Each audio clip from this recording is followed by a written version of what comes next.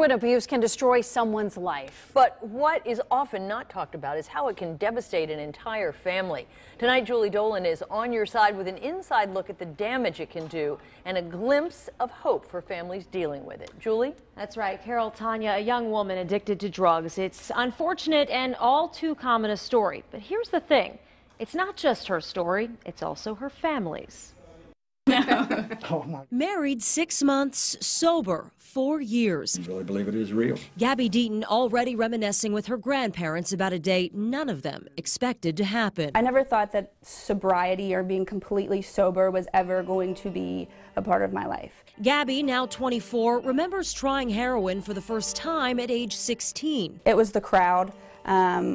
Younger, I kind of felt like I didn't fit in. She was the stereotypical gateway addict, first abusing marijuana, pain pills, and eventually heroin through an IV. It wasn't until Gabby OD'd on a Cincinnati street corner that her grandparents who raised her found out.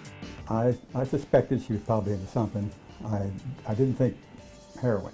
A Covington police officer for 37 years, Barry Martin struggled to come to terms with it. He and wife Carol signed Gabby up for an outpatient treatment program that would ultimately fail. And the more that I used, the more I felt better, the more that I didn't have to think about things. The downward spiral continued. Gabby dropped out of college, then beauty school, gave away her grandparents' car, tore up an apartment, and ripped off drug dealers. Rock bottom hit when Gabby was 20, and she stole more than $8,000 worth of her grandma's jewelry. I remember I sat in the shower for an hour because I was withdrawing, and then I laid in my aunt's bed for another hour because I just couldn't get up.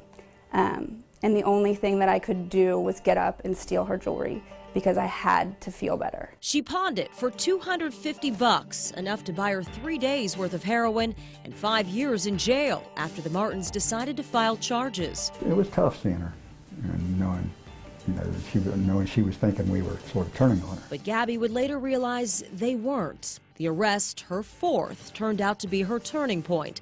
Instead of jail, her grandparents persuaded a judge to sentence her to a long-term treatment program at the Brighton Center. If Gabby hadn't stayed there that long, I don't think things would have come out as well as they had. It worked. Gabby completed the program in 16 months and remains sober and in recovery to this day. When I came home, they welcomed me with open arms. You know, they gave me a second chance. A chance to regain her family and start a new one. A second chance she admits she might not deserve, but one she's grateful for and willing to pay forward by sharing her story. And we do want to mention that Gabby has paid her grandparents back in full. If you or your family are dealing with heroin addiction, there is help. We have several links to drug recovery programs and resources on our website. That's WCPO.com. And we asked for some of your stories on our Facebook page, and you shared with us overwhelmingly. So we have compiled a list of those stories. If you'd like to check it out, again, log on to WCPO.com. It's all right here. Guys? All right.